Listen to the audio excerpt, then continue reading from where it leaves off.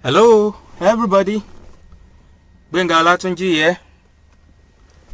Today we shall be learning the meaning of audit and assurance services or engagement, which is the chapter 1 of our advanced audit and assurance.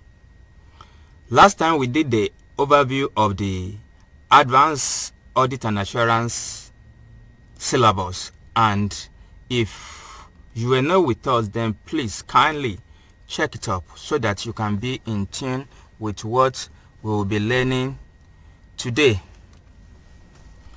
Okay, so we are going to be learning today the meaning of assurance, the elements of an assurance engagement, advantages, meaning of audit, advantages of audit, the merit of audit,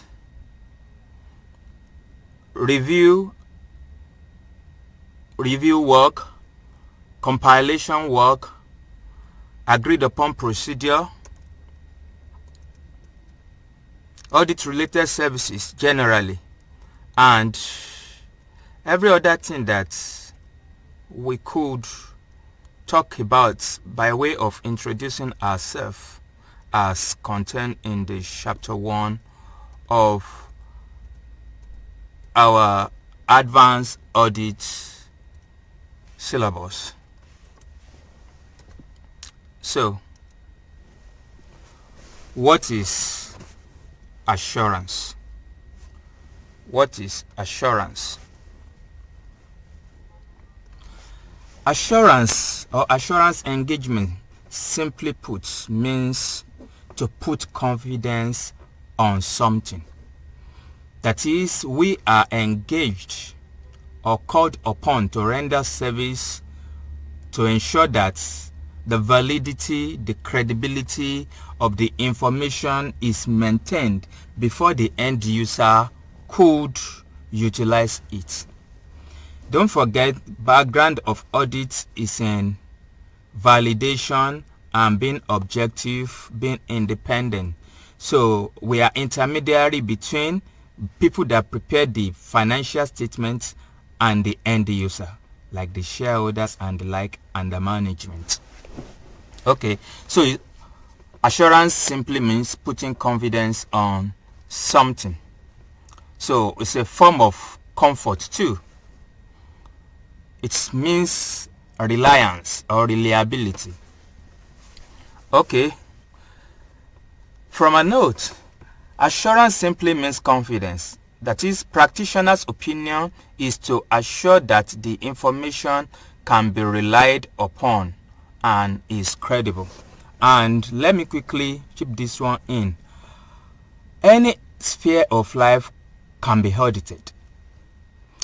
But we are financial people, and because we are financial people, majority of the time, the subject matter of our discussion or of our services usually surrounds financials, financial statements and the like.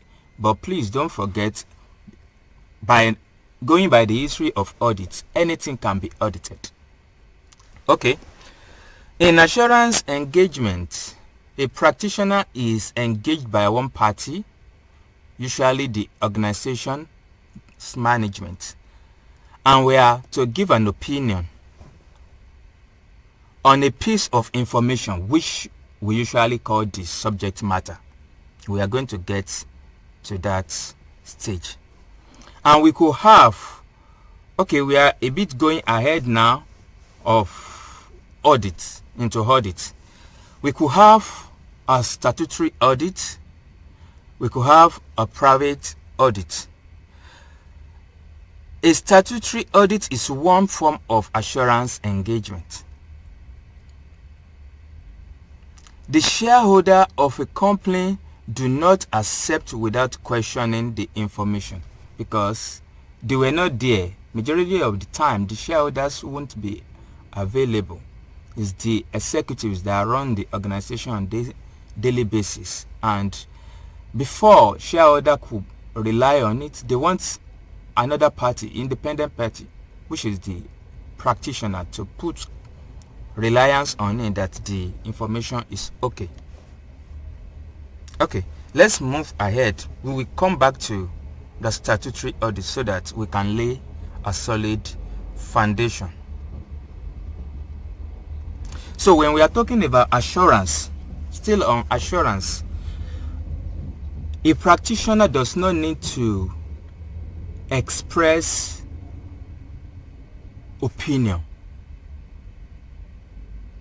Maybe I should come again slowly. I said in assurance services, our opinion, express opinion, majority of the time is not required except for one case, which we are going to get to later. But when we are talking about audits, expression of opinion is mandatory. Okay? So, areas that we can have non-audit or assurance services, like corporate social responsibility audit now is in vogue all over the world, in which organizations want to be socially compliant and relevant in the society in which they are located. So we could audit it. So we could give assurance rather to that operations, so that I will not confuse. Don't let's use audit now so that we will know the difference clearly. So when we are engaged to do social responsibility audit, at the onset of the year, the organization must have set a goal that, okay, let's say we want to go green and we want to plant 1,000 trees. Are we able to achieve it and the like? Why are we not able to achieve it and the like will be the question. And those will be the audit objective to look at and conclude. Okay? We can have environmental policy assurance engagement, employment policy like HR, review of HR handbook, employee handbook, and like. All these and many more will fall under the category of assurance engagement. Assurance engagement have become most significant in the recent year due to increase in the range of information provided by the directors. Just as we know now that corporate organizations now majority of the time are having organizations now want to be socially compliant, and as a result they have to prepare assurance report concerning the sphere of life that they've chosen to really relate with. So we come to elements in assurance engagement. Elements in assurance engagement. What are the elements in assurance engagement? That is, when we are talking about assurance services or assurance engagement, what are the things that we are going to feature in that arrangement? Just like we say, okay, we are in a class now, what are the things that are in the class? And those are the elements that make up that class.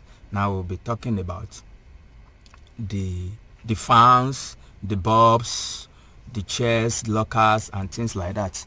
Likewise, when we are talking about elements of assurance engagement, we are talking about, okay, what we feature in an arrangement for these services.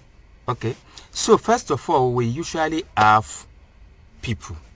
In anything we do in life, we agree, we will usually have people to work with. So we have parties to assurance engagement. And who are the parties? Well, we have the person that is appointing us or engaging us, usually the management. We will have ourselves, the second party, to do the work, the practitioner.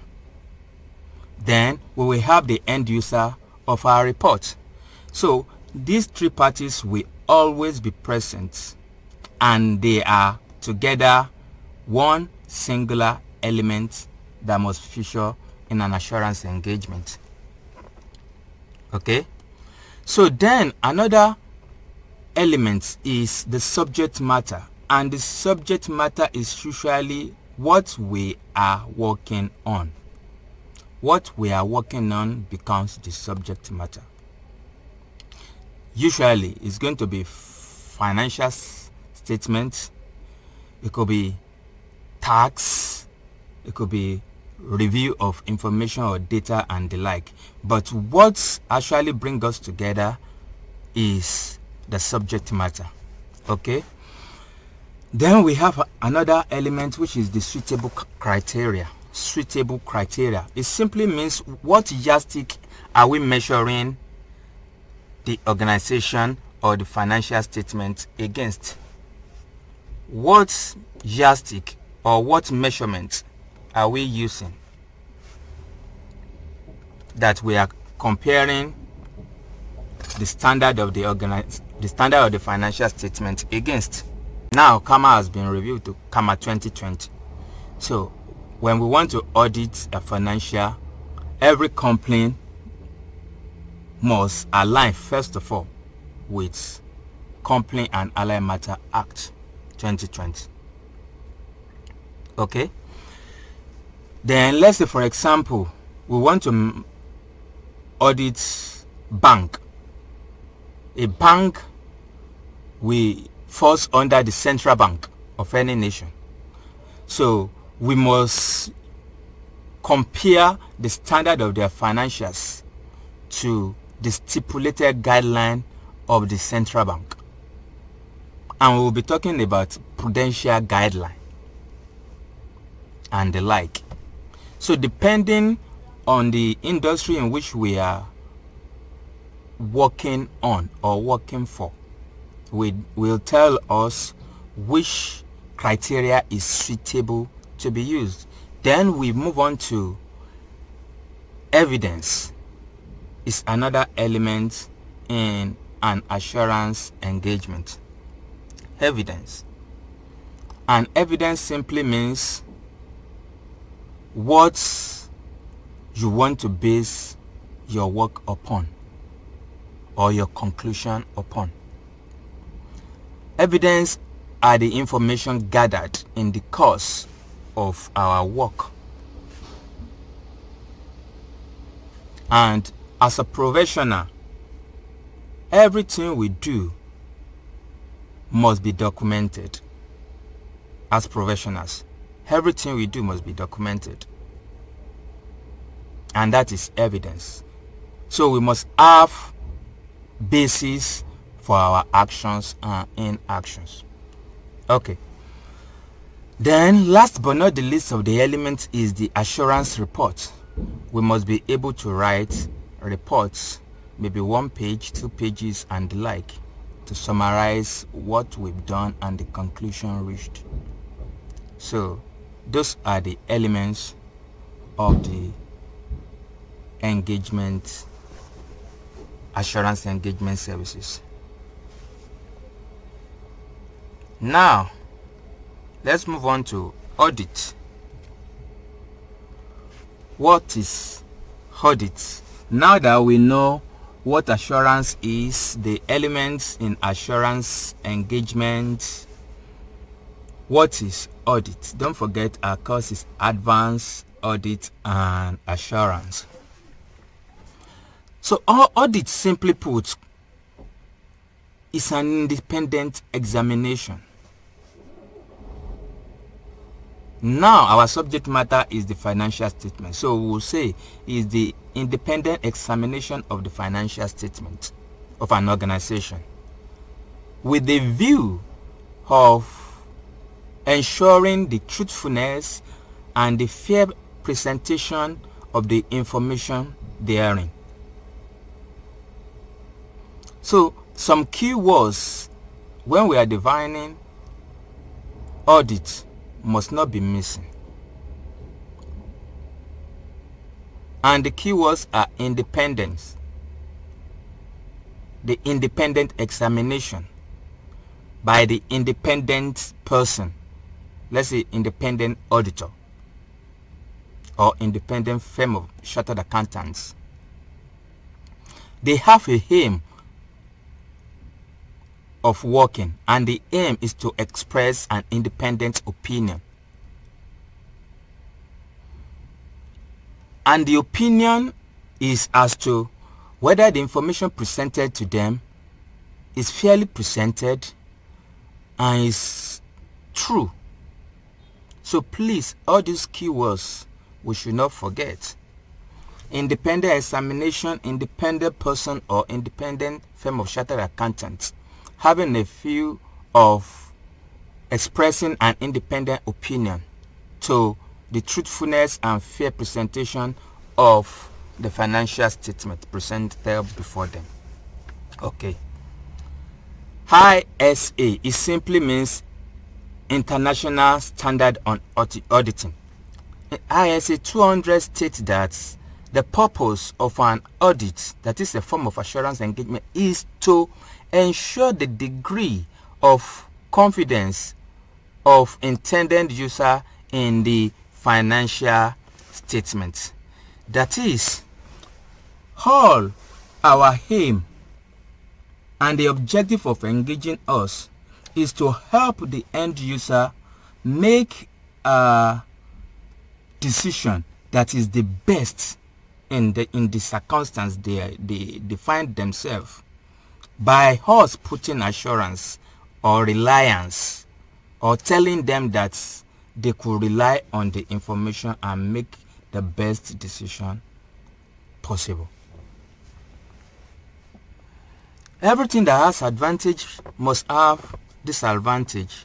So when we are talking about audit, it has too. And let's quickly look at the objective of audit. The objective of audit.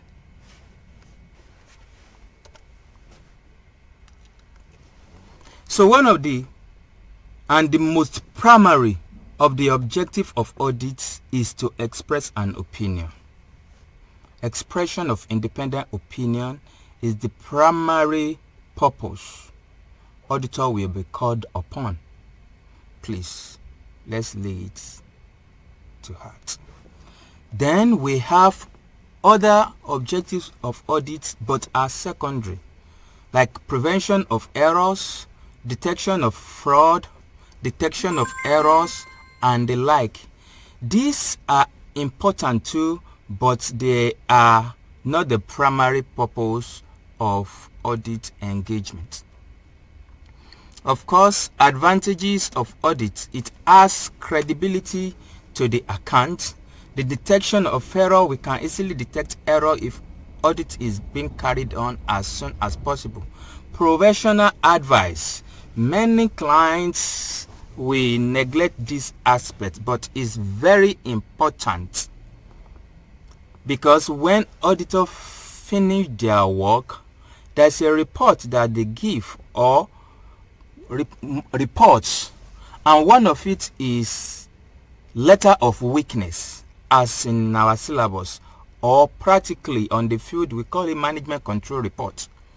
So this report is to let the management know that this and these are the things we've observed in your internal control system, and we propose you could improve upon it like this.